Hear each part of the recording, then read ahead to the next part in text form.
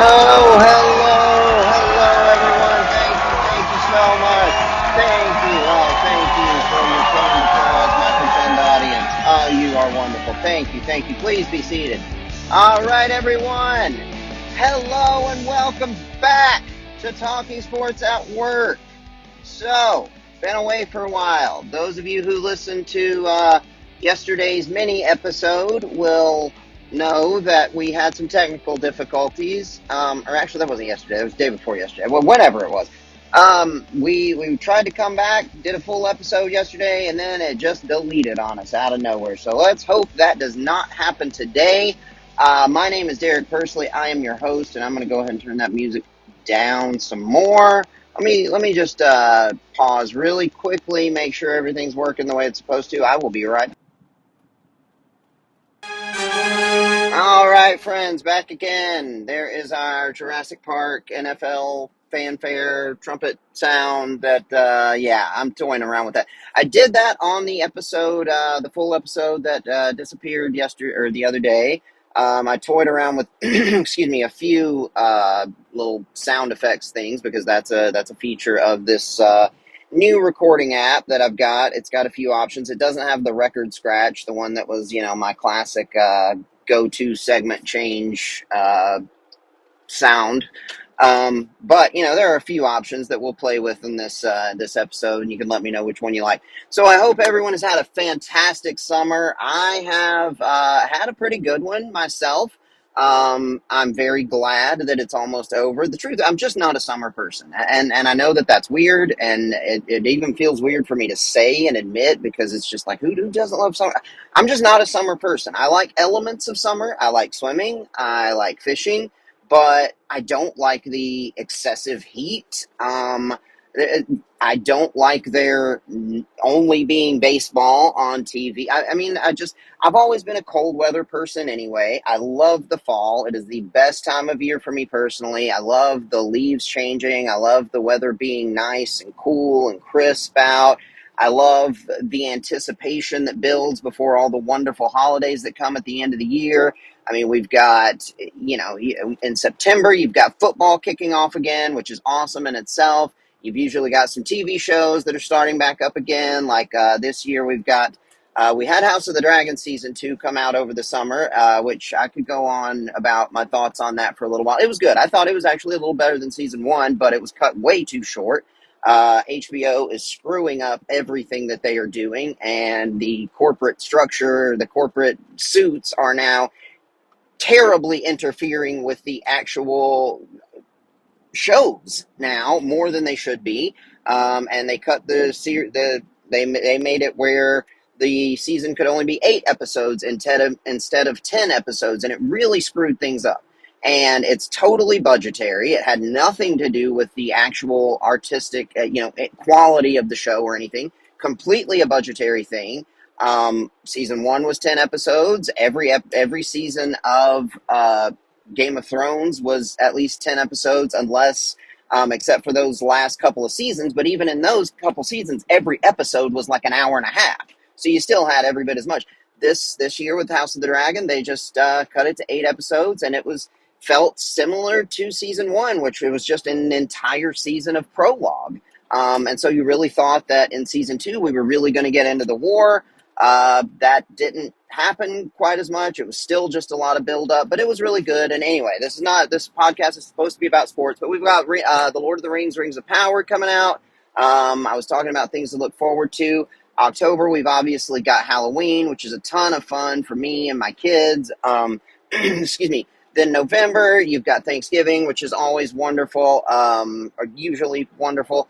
And then my son's birthday, my oldest boy is like a week after Thanksgiving, and then Jack's birthday is 2 weeks after that, and then 2 weeks after that is the best holiday of the year, and that's Christmas. So, and then I usually have a depression and a letdown after all that's over, but we don't have to worry about that right now. Now all we've got to do is look forward to all those wonderful things. And the biggest thing, the soonest thing coming up right now is football. Preseason is wrapping up this week. The college football kicks off. They may already have played a couple of games, but it kicks off in earnest. I think well, it's not this weekend, but the following weekend. So much to look forward to. And speaking of college football, the Vols have been on an absolute tear. Well, first, it's hard for me to remember what I talked about in the last episode, what I talked about in the little 5 minute thing that I did the other day after that, after it deleted. But just to let everyone know, we've been away for a while. I haven't done an episode on here in over a month, maybe like 6 weeks. I don't know. But the truth is, I've just been incredibly busy. With obviously work, but also school has been a taking up a lot of my time. The kids have had a ton going on. Jack just started kindergarten this year. Arlo started second grade. So now we've got two boys in school. Jack started football this season as well, and he is absolutely killing it. It is so much fun to watch because he's like the smallest and probably the youngest one out there. I think most of the kids on his team are 6 and 7, and he's still 5. But dude, that little guy is fierce, and his coaches will tell you he is the hardest hitter on the team, and it's so much fun to watch this little bitty guy just go after him. And he's a good runner with the ball as well. Like, he's really, really good. It's a lot of fun to watch. So I'm really proud of him, and I always enjoy that. But so far they've only played one scrimmage. Their official season, I think, starts in September, but they practice a lot, and yeah. So anyway, got that going on. Sissy also, she had her birthday party a week or two ago. She just turned 4, and she's starting ballet. She had her first ballet class last week. So, we've had a lot going on. And then when the time that has not been dedicated to school or work or the kids or all of their, various events and activities has been entirely consumed by EA college football, which I don't think people really understand how much I genuinely mean it when I say that broke my heart when they took that away. That game meant a lot to me. And I always played it a lot more than Madden. I always loved that game every year. I was buying it the day it came out. And, it was just a huge deal for me, especially, my childhood, my youth. And so having that back now, and it's really good. They did an update sometime within the last week or so that actually screwed up some things. Hey, friend, sorry about that. This stupid van is just useless at that time. So anyway, but yeah, EA College Football is back. Well, NCAA football is what it, but now it's EA College Football, and it is great. I always have played on Dynasty mode, and they clearly put a lot of effort into that and to making it high quality. The gameplay is wonderful. And yeah, it's taking up all of my spare time that's not dedicated to the kids or school or work. So yeah, but now we are getting back on track because football is coming back. And honestly, too, I looked at my notes from the last episode I had planned on doing. And, this has been several weeks ago. And of those notes, there were only a couple things that I really had to change because nothing has changed. I mean, in the preseason, you don't really learn anything. The only time you learn anything in the preseason meaningful is if you have a rookie quarterback. Then you can usually get a good, or at least some indication of what you've got here. But, if you've got an established quarterback, then that doesn't matter. He's probably not even going to play, at least not much. The starters, very few of them are going to play much at all. Although we have seen more of that this year. We have seen more starters play. I think people have kind of followed the Chiefs' lead on that. And we haven't seen many injuries, so that's very good. Excuse me, because that's why everybody's afraid to play starters in the preseason. But there's been really nothing to learn outside of who might maybe some guys are going to surprise you and make the team, or there might be a couple of position battles that can be determined in the preseason. But for the most part, there's not that much to learn. But we did get to see the first sampling of Brian Callahan's offense with Calvin Ridley, who I love. We'll dive into that in a few minutes as well, but I just wanted to take a couple minutes and explain, that we are going to be back now. Now, Next week, I'm probably going to do at least one or two shows on the YouTube channel, so keep your eyes open for that.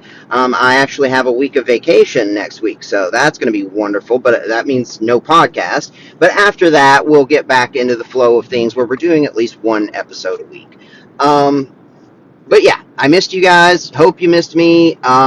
We've been, everything's going well, and yeah, we're excited to get back to football. So I am going to take one little quick break, just go over the notes real quick, and make sure I stay on track, and I'll be right back.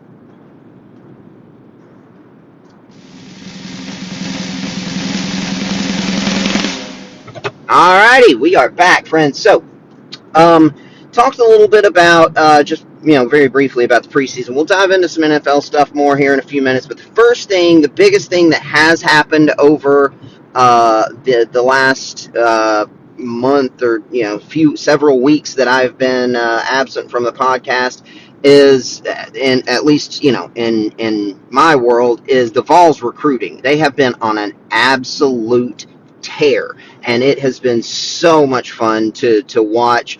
The Vols just over the last few weeks have now landed. The big one was obviously the 5-star tackle, the number 1 rated tackle in the country, number 3 rated player in the country, David Sanders out of North Carolina, which most people believed, that he was going to come to us, but it was not made official until a few days ago, a week ago, whenever that was. But that was a big deal. But we also had several big time 4-star signings.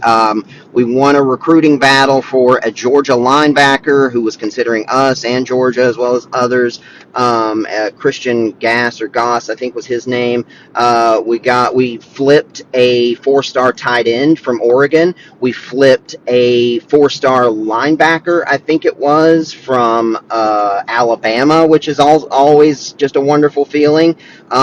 We signed another 4-star safety as well. So this is just over these last few weeks.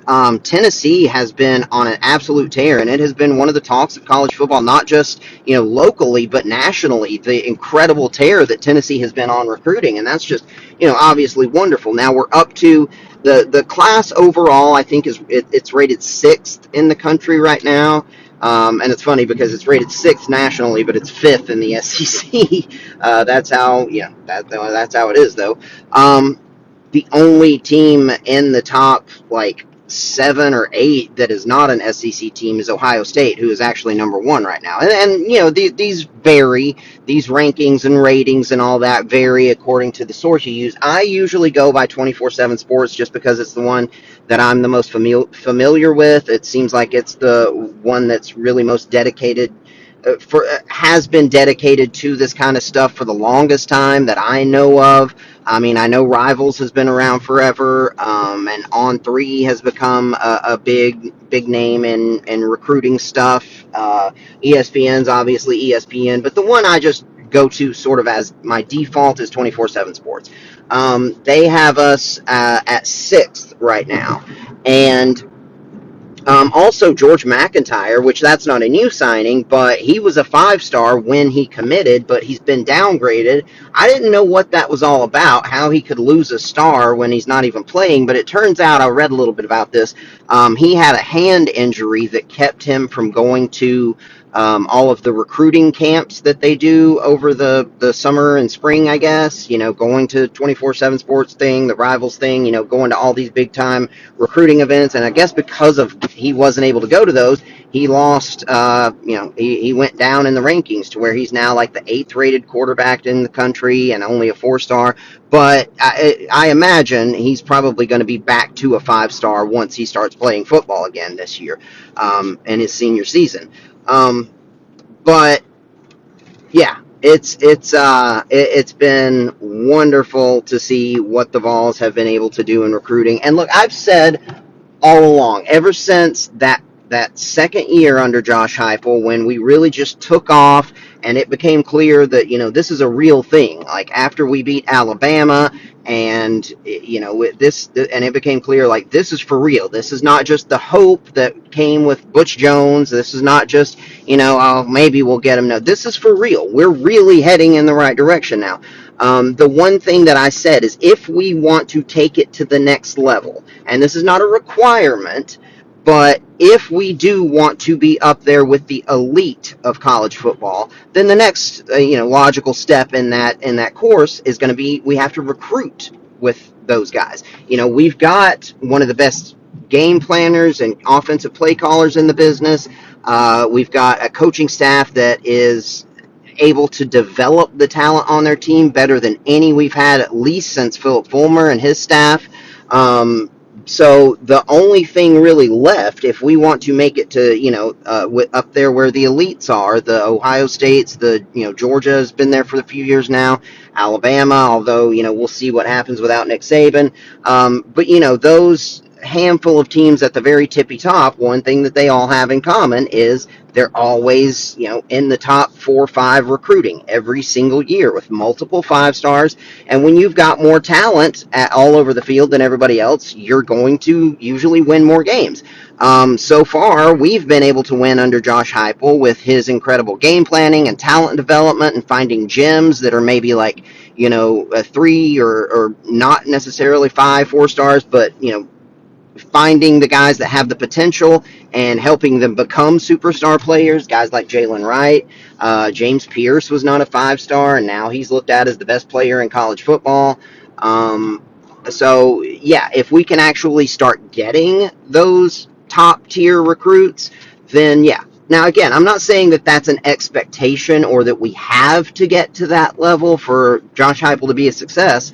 But if we are going to take another step in the overall grand scheme, that would be it. Now, obviously, there are other steps to be taken. I mean, we on the field would be getting to the SEC championship, winning an SEC championship, getting to the playoffs, competing for a national championship. I'm not saying that there are still plenty of steps we need to take on the field, but in the grand scheme of like building this program back up, if we're going to take another step, that would be it. And I kind of thought that it looks like maybe that's not going to be the case.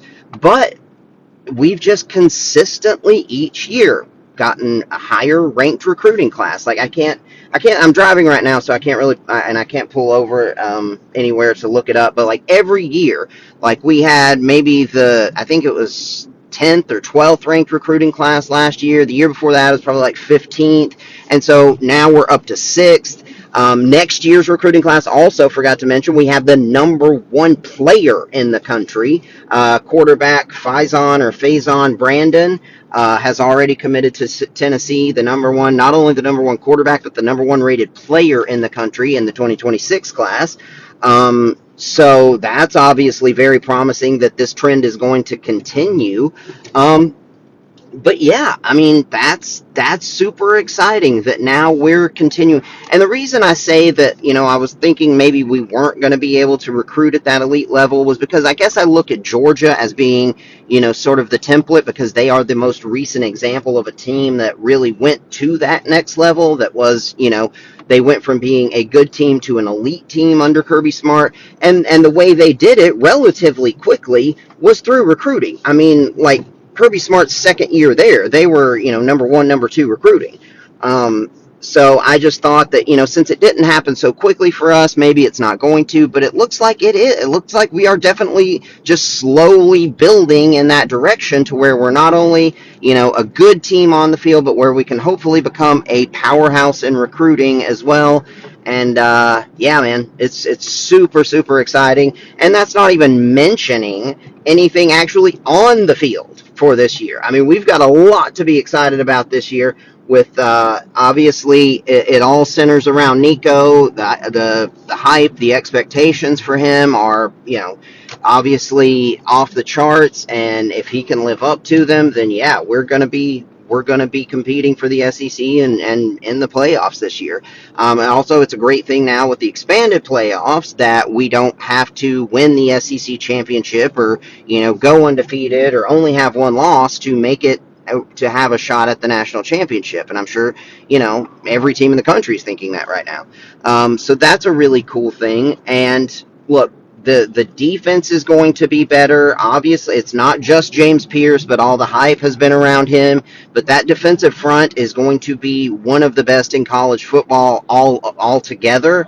The secondary is the one big question mark because we had a lot of transfers in the secondary, but we've got some good, and we've had an injury to one of our starters already.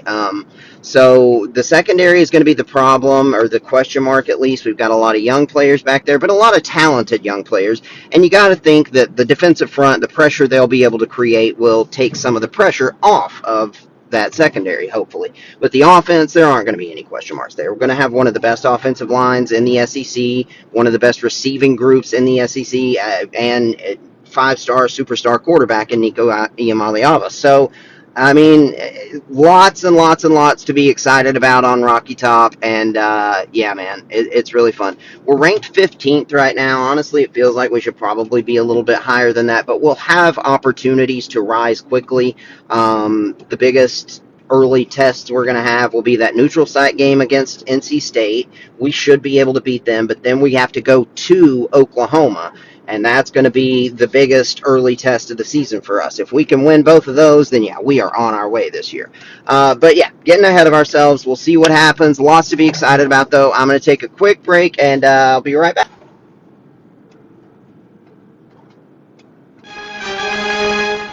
All right, friends, back again. So, yeah, I think I like that one. It has that sort of, like, it has an NFL sound to it, but it also reminds me of the Jurassic Park theme. Da na na na na na na na na na na na, Dun, dun, dun, dun, dun, dun. Yeah, anyway, so I don't know. We'll probably go with that one for now. But anyway, I hope everyone's doing well. The Titans have their final preseason game this Sunday. We did get to see a lot from the starters in the first preseason game. That was fun.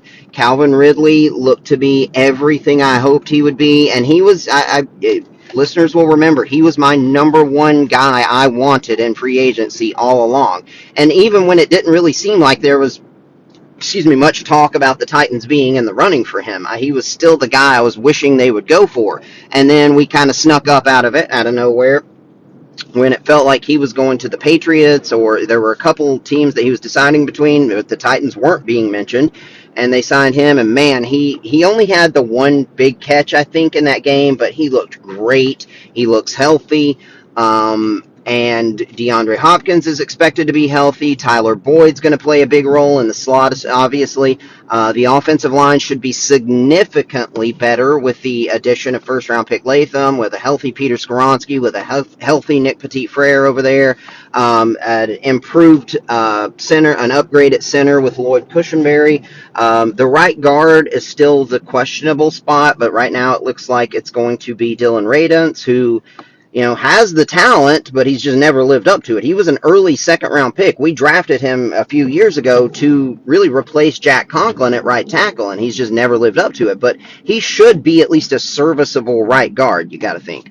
And plus, not to mention the fact that we have the best offensive line coach in the sport, in Bill Callahan. And it's very cool to see, even with as much as I talk about how I hate nepotism in the NFL and how it's just so absurd how blatant and obvious and rampant the nepotism is in the NFL, it is still cool to see Brian and Bill Callahan coaching on the same staff on the Titans sideline. So that's fun. But yeah, Bill Callahan is widely recognized as one of, if not the best offensive line coach in the business. And that's when, at first, I did not like the J.C. Latham pick at all. I thought that, we should maybe trade back or take Fashanu once Joe Alt and Neighbors were both off the board. But as soon as I listened to an interview with him right after the pick, and he said that he had already had the discussion with Coach Callahan and they planned on moving him to the left side, then I was like, okay, I'm good with it now. If Bill Callahan is saying that he's going to play left tackle, then I'm good with this pick now. Because he played right tackle in college, and that was not a position a big enough need for us to take a guy sixth overall to play right, or was it seventh, wherever it was, to play right tackle. Even though the Chargers did it, apparently, with Joe Alt. That's a whole other discussion, though, and I've talked plenty about that, I'm sure. But anyway, uh, yeah, there's a lot to be excited about with the Titans as well. Although the expectations for us are not nearly to the level of the Vols, the entire division is expected to be better this year. And really, I think we have the lowest expectations of any team in the division, which is, not is a new situation for us. Has not been the case over the last few years. But I hear people saying, Harry Douglas was one just the other day, saying, watch out for the Titans. A lot of people who actually know and pay attention to the Titans will tell you this team could be better than people expect. And I think we can be a team that competes for the division, and definitely a team that competes for a wild card spot. And it all is just going to come down to the two big factors for the success of the season and this franchise in the near future. Bill are Brian Callahan and Will Levis. If both of those guys are what we hope and what we think they are, then yeah, this team is going to be dangerous. And yeah, so there's a lot to be excited about there. The AFC South as a whole, like I said, is an ascending division. The Texans came out of nowhere last year, and God, I wanted C.J. Stroud, man, and it really looked like on the day before, the night before, and the morning of that first round of the draft, all the mock drafts had the Titans trading up to number 3 to take C.J. Stroud, because all the talk was the Texans weren't really sold on him. And I've said a lot about this already. I think what probably happened was that probably defensive-minded head coach DeMeco Ryans just fell in love with Will Anderson and wanted him, but the front office said, no, we need our quarterback, and so they compromised and just got them both. And made that what seemed like a crazy trade at the time, to trade back up to 3 after you just drafted at 2. What is this idiot doing? Get out of the... Good Lord. But yeah, no, I like Will Levis now. I did not like him as a draft prospect, but he certainly showed me a lot as a rookie. And you expect now, with an offensive-minded head coach and an actual decent, hopefully, offensive line, at least not the worst offensive line in football like he had last year, and more than one receiver to throw the ball to, that he should be able to have some success this year. The defense should be improved as well, especially that secondary, man. That's going to be one of the better secondaries in the league, with the addition of L'Jarius Sneed, Chidobe Awuzie. Now Roger McCreary can just be the slot guy. Amani Hooker, who's probably an underrated safety in the league, but also adding Jamal Adams, which I did not understand why everybody was, why so many people were kind of like, didn't like that move and so bashing the Titans for it. Because, I mean, it's not like we gave him a 4-year contract or anything. We gave him a small 1-year kind of prove-it deal, like a veteran safety deal, and it was a position where we needed help. We got a guy who's a former Pro Bowler, who is a veteran, who's only 28, I think, and still he's a versatile player. He's renowned for his leadership abilities. So I like the Jamal Adams signing. We also added Quandre Diggs. So we really, really did a lot to upgrade that secondary. But yeah, if the coach and the quarterback are what we think and what we hope they are, then this Titans team is ascending. The Colts are also a team that people expect to be, on the upward trajectory, and that's going to depend largely on Anthony Richardson. He's another guy that I was not a big believer in coming out of the draft. I watched him a lot in his only season as starter at Florida, and at no point did he look like an NFL quarterback to me. But you knew he had all those traits. You knew he had the freakish athleticism and the ridiculous arm. You knew that if somebody could really harness and get it out of him, then he could be a superstar. But I mean, that's really, really big if for somebody who had good coaching at the University of Florida and never really looked like an NFL quarterback. But he honestly impressed me and surprised me with how well he played until he got hurt 4 games into last year. So now, with him coming back, they almost made the playoffs with Gardner Minshew. So if they can, if Anthony Richardson really is a good quarterback, then they should be a good team. The Texans are obviously going to be even better with the additions they made with Stephon Diggs and Danielle Hunter, Danico Autry, and Aziz Al-Shire they got from us. They are definitely the favorites in the division, and the Jaguars are the team that it feels like there's not that much talk about. They didn't really make any big time moves. They added Gabe Davis and another receiver, but they lost Calvin Ridley, and Ridley's better than both of those guys. They didn't, do anything too. Oh, they added Brian Thomas. They drafted him in the first round, and he's a guy who, if he is what he can be, could be a superstar receiver in the league. So I think a lot will probably depend on him.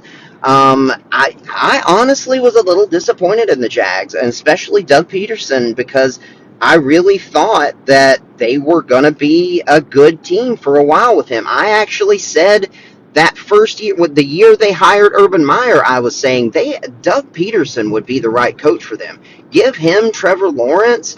I mean, that just makes all the sense in the world, because I didn't think he should have been fired from the Eagles either. I thought that was ridiculous that the Eagles fired him.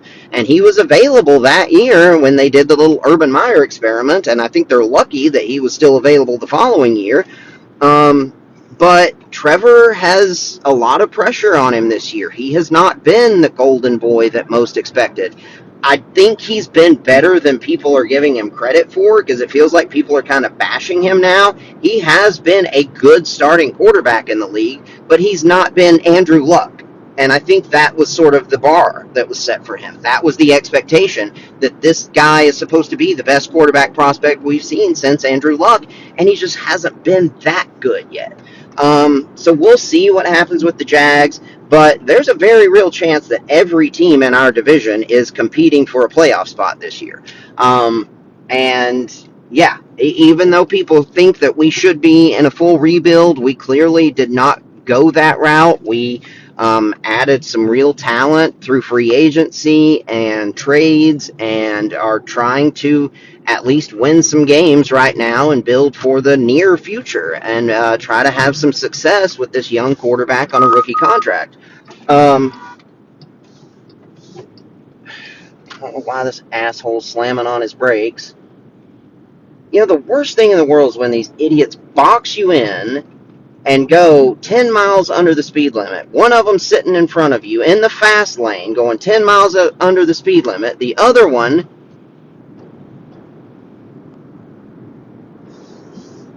sits right next to you where you can't get over.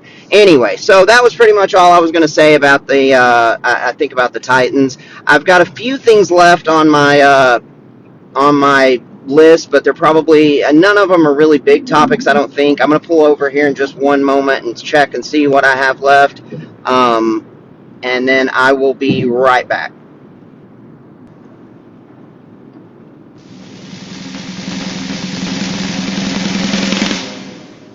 Alrighty, friends. So there were a couple more topics I had on my list that were like legitimate, at least couple minute topics before we get into the lightning round of what's left. The first thing was, and just to add on to the Anthony Richardson thing, I don't know if you guys saw this, but apparently he had a very, very poor practice, the joint practice that they had with the Bengals, and the Bengals defense just started like verbally shredding him and saying, like, is that all? One of them said, is that all he does is run? Because he wasn't throwing the ball, I guess, and he didn't have many receivers open, so he just took off running, and so they started like goading him to throw the ball. And I think it was Geno Stone. Somebody said something like he's just throwing to spots. He doesn't see his receivers. And then they were yelling at him, throw the ball. And, he did not have a good joint practice. So I think it was very important for him to come out and have a good preseason game against them yesterday.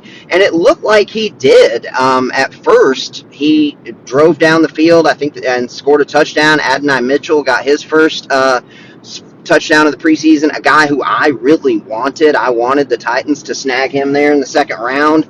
And I think he's going to be a very good receiver, and I hate to see him going to a division rival. But yeah, Anthony Richardson looked really good at first, and then it kind of went sharply downhill, and he threw a bad pick six in his own territory. And so it's kind of a little bit of good, little bit of bad, what you would expect to see from pretty much a rookie quarterback, which is kind of it's a dog. Anyway, yeah, kind of what you would expect to see from a guy who pretty much is a rookie. He only played 4 games last year. But yeah, another division that has even more hype surrounding it than the AFC South is the NFC North. And if I'm being honest, I don't think most of that is warranted. I understand the hype around the Lions.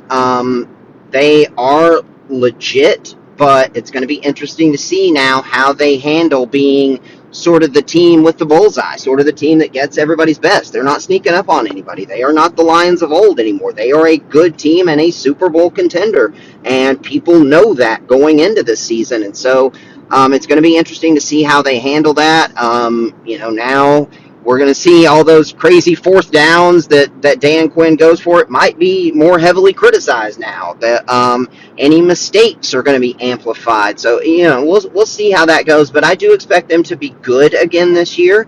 And it's funny looking back too on the Matt Stafford trade. Because everybody just assumed that they probably had to give up more just to get the Lions to take Jared Goff. They just pretty much threw him in there to get rid of his contract, and probably really did have to give more draft capital just to get the Lions to take him. And now here he is leading them, and everybody just assumed that he was going to be probably a placeholder for a year, and then they would draft a quarterback. And now here they are, what is it, 3 years, 4, however many years later, and he's, leading this team that's a Super Bowl contender. It's really cool to see, and that's one of those few trades that it looks like maybe worked out for both sides. The Rams, that obviously worked out incredibly well for. They won a Super Bowl, and Matt Stafford still is playing at a high level. And the Lions racked up on those draft picks. I know they got at least 2 first-round draft picks and a starting quarterback out of it. So, that's very interesting. But they're going to be good. I expected the Vikings to be good this year, but J.J. McCarthy got hurt and is not going to play. And if Sam Darnold's going to be their quarterback, I don't think the Vikings, no matter how much they may have at the receiver position or an improved defense and how much I like Kevin O'Connell, I don't see how the Vikings can be anything better than around 500 with Sam Darnold as their quarterback. And that sucks because Darnold was a guy that I liked coming out of the draft. That was that year when the assumption was he was going to go number 1 to the Browns, and then just at the last minute, like the day of the draft, then the talk became, well, actually, maybe the Browns like Baker Mayfield more. But that was the draft that had, I think, 6 quarterbacks went in that first round. Baker went 1. I don't remember the exact order, but that was the year that Darnold went to the Jets. And the Bills took Josh Allen. The Cardinals took Josh Rosen. And at the end of the first round, at the very end, I think with the 31st or 32nd pick, the Ravens snag Lamar Jackson, and we see how that's worked out. But anyway, I liked Sam Darnold, but whatever potential he had, the Jets did what the Jets do, and that's ruin quarterbacks. They did it with him. They did it with Mark Sanchez. I mean, that's just what that organization does. It doesn't matter who's coaching. It's an organizational thing. It's an ownership thing maybe, but that organization ruins quarterbacks. I'm not saying that's what they did with Zach Wilson because I never thought that he was worthy of a second overall pick, but it feels like he could have at least been serviceable if he had gone elsewhere. I don't know that he would have been a starter, but I think he could have been a decent backup. Now, I don't even know if he's that. The Jets just ruin quarterbacks, and that's what they do. And, who knows? Maybe Darnold could have been okay somewhere else. But now he's got a really good coach, an offensive-minded coach, a former quarterback in Kevin O'Connell. So we'll see if anybody can get something out of him. It would be O'Connell. But I think pretty much all the hopes for the Vikings this year were going to be based around the new quarterback. And now that's not going to happen. He's out for the year. So I don't expect much out of them.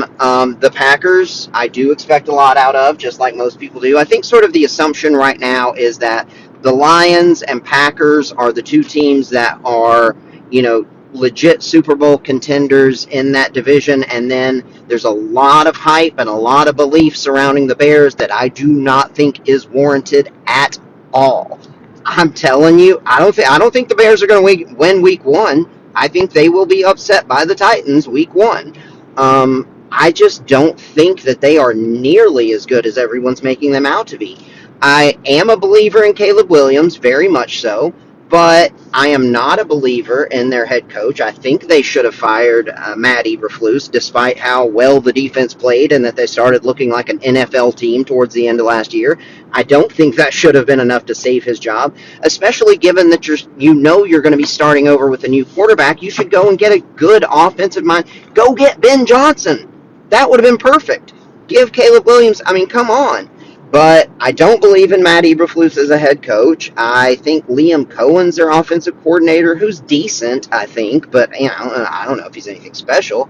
I don't think the DeAndre Swift signing was anything to be too excited about. Who else did they get? They got DJ Moore, obviously, who is a very good receiver. I wasn't as high on Rome Odunze as most other people were. We'll see, but yeah, I'm not as high on him as many other people were. I don't know. I'm not going to go down that, but let's just suffice it to say that I think he could be a good number 2 receiver, but I don't know that he's a number 1 receiver. And Caleb Williams, despite all the potential and everything he can do, he's still a rookie on a team with a bad head coach and a so-so offensive line, and outside of DJ Moore, not a lot of skill position help. They've got Cole Kmet, I think, who's a good tight end, and yeah, I just don't see the Bears as being nearly as good as everybody's making them out to be this year. And it's also funny now to hear, I just heard on the radio earlier today how the Bears have made all these tremendous offseason moves. And it was just a few months ago that they made what every media member in existence was bashing as one of the worst trades possible by giving up a second-round pick to go get Montez Sweat.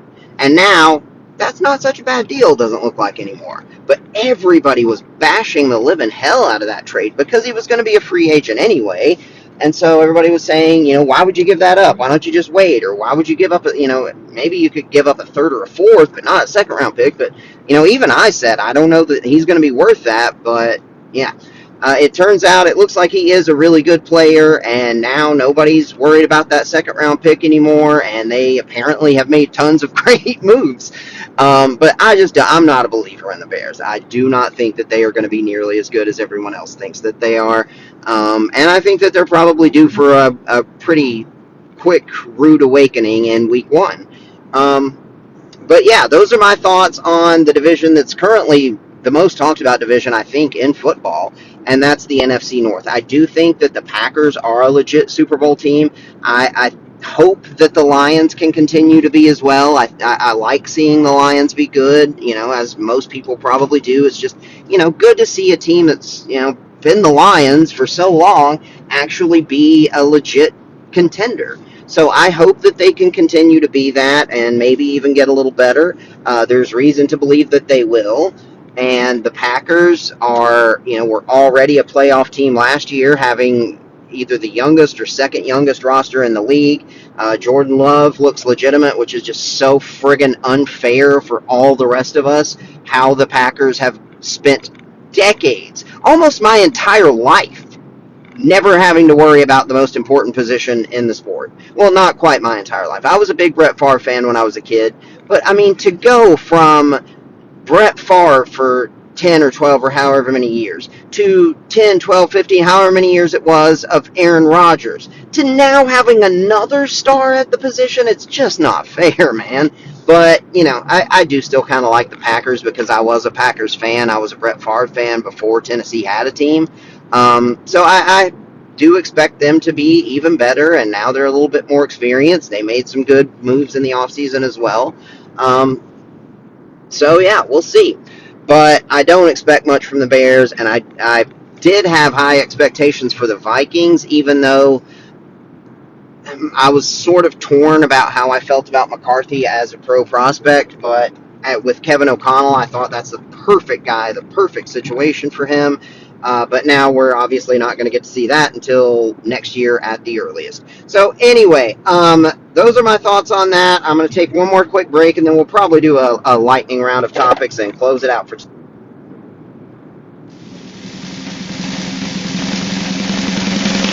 All right, drum roll, and let's close things out with our lightning round of topics today. So the Washington Commanders traded third-year receiver Jahan Dotson in the division to the Philadelphia Eagles, which is rare and very surprising to see.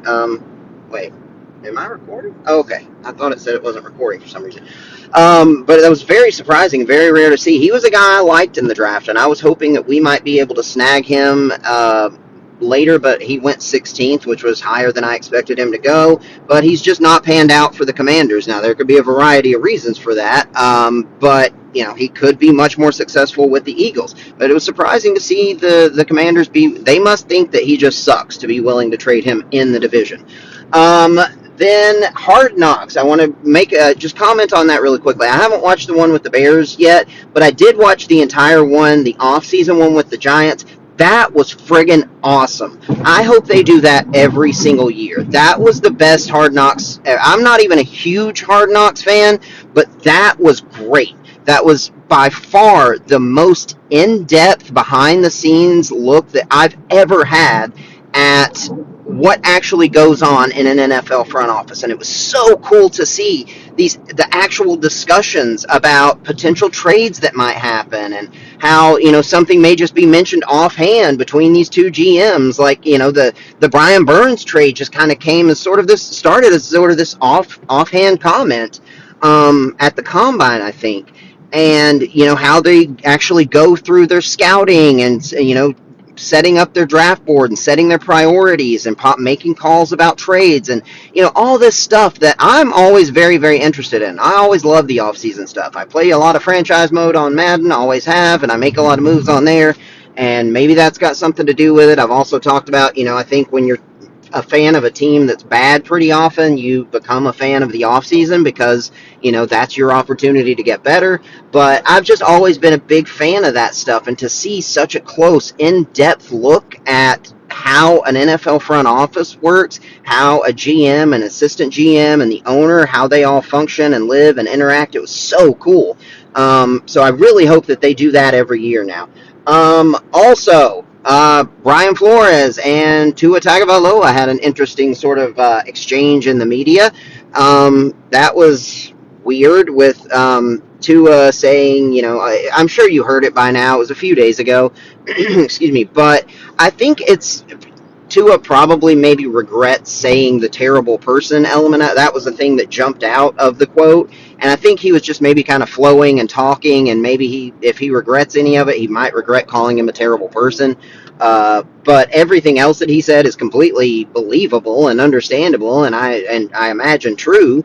And I think that's just an indication not just of Tua, but of the overall shift in coaching in football in the NFL. It's not, the old school Belichick, dictator type, the coach is yelling at you and belittling you and all that. That's sort of a thing of the past that doesn't work as well with modern NFL players who are, generally more, they're younger, they're more well informed, they're connected to everybody and everything at all times. They're more empathetic, they're more sensitive. They're not just the meathead jock football players of the old days.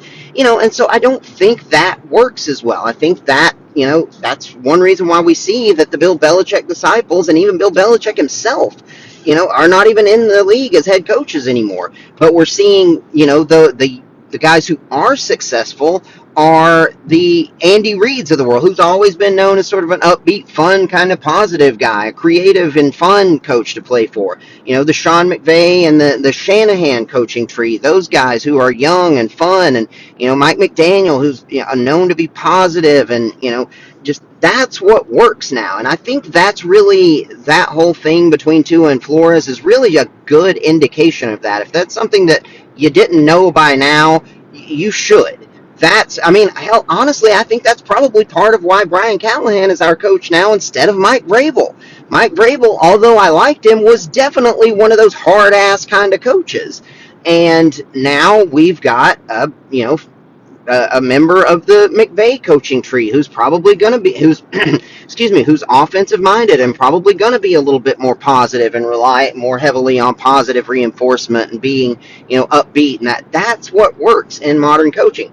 What else did we have? Oh, Brandon Ayuk is still, I don't know, whatever's going on with him. He still doesn't have a contract. I'm kind of sick of hearing about it at this point.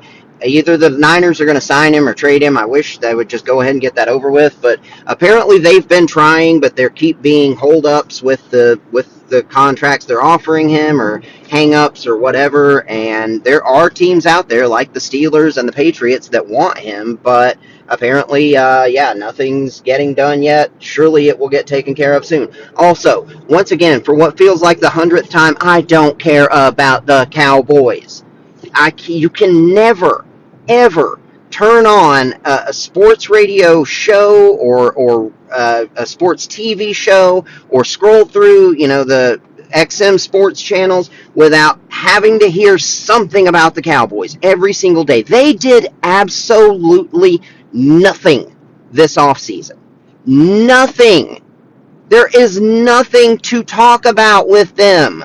Stop. They still haven't signed. The only things to talk about with them are the things they haven't done. That's not a topic. And it's just, God, I am so sick of the Cowboys, and it really makes me hate them over these years that it's just, we have to hear about the Cowboys. And that sucks because I actually like Dak. I like CeeDee Lamb. I like Micah Parsons. But I hate the Cowboys because I'm just so sick of it. And, man, that organization, according to what everybody says, this is what Jerry wants. He wants the attention. He wants the drama. He wants the media coverage. He's more concerned with that and having eyeballs on the Cowboys and making more money as a business as the Cowboys than actually winning football games. And if that's the case, then, he's doing a great job at it. But they did nothing this offseason. They signed like one free agent, and it was Mikael Kendricks or somebody. I don't even know. But they didn't do anything of note in the draft. I don't even remember who they drafted, any of the players they drafted. I'm sure if I thought about it, I would. But they didn't do anything of note. They didn't do anything in free agency. They haven't re-signed these guys. There's nothing to talk about with the Cowboys. Stop talking about the Cowboys. And I think the last thing I had was Good Morning Football is back. And apparently it's been back for a couple of weeks now, and I didn't even realize it. I'm not sure about it.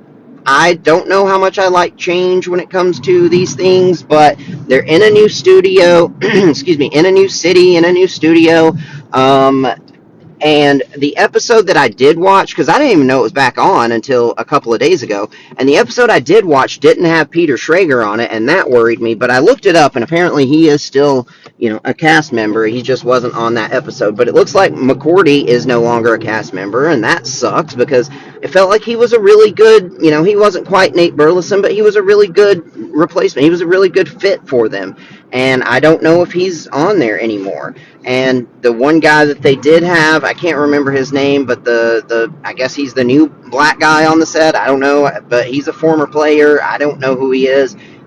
I didn't listen that much, but I don't know. We'll see. I'm sure it's still going to be a great show as long as it has Kyle Brandt and Peter Schrager, but it sucks if they got rid of McCourty. And I do like Jamie Erdahl, and yeah, we'll see how it goes. I'm sure it'll still be a good show, but with something like that, I'm a little not crazy about what feels like unnecessary change. But in this case, I guess it was because they had to. The NFL Network, I think, was bought by ESPN now, and so it was even a question of whether or not they would continue to make the show, and now they moved it out to LA. But anyway, we'll see how it goes. I'm still sure it'll still be a good show, and I'll probably start watching it more closely once football season begins in earnest. So that's my show for today. Hopefully, it will actually save this time. I hope everyone has enjoyed it. I hope everyone has had a wonderful summer and is excited that it's over, as I am, and excited about the fall. I hope you enjoyed the show today, and we will. Thank you, thank you so much. Yes, thank you, my pretend fans. So, I don't know. Maybe that's how we'll close out the show for today with the canned applause. We'll see. We'll do some of the music as well, and I am going to. I don't know. This is still a work in progress, as it always is, because I'm still, figuring this out as I go, as a whole, with the show and the YouTube channel and all that. But especially now with this new app, there will probably be some hiccups along the way, but we'll figure it out together. All right, guys, I'll talk to you again soon. Love you. Bye.